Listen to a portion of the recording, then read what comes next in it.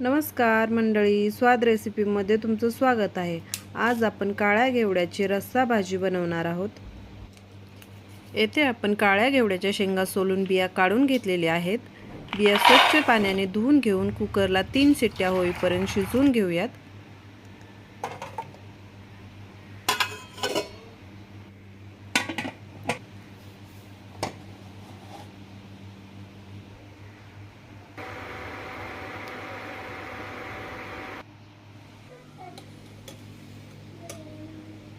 बिया व्यवस्थित शिजलेल्या आहेत। कढईमध्ये तेल घेऊयात। तेल गरम झालं की यामध्ये घालूयात जिरे, ठेचलेला लसूण, हळद, लाल तिखट, गोडा मसाला आणि कांदा लसूण मसाला घातलेला आहे।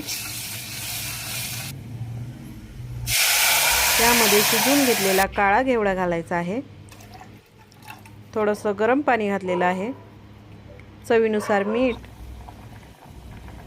2 मिनिटं भाजी चांगली उकळून घेऊयात। वरून घालायची आहे बारीक चिरलेली कोथिंबीर। काळा घेवड्याची रस्सा भाजी तयार झालेली आहे। रेसिपी आवडली असेल तर चॅनलला सबस्क्राइब करा, व्हिडिओला लाईक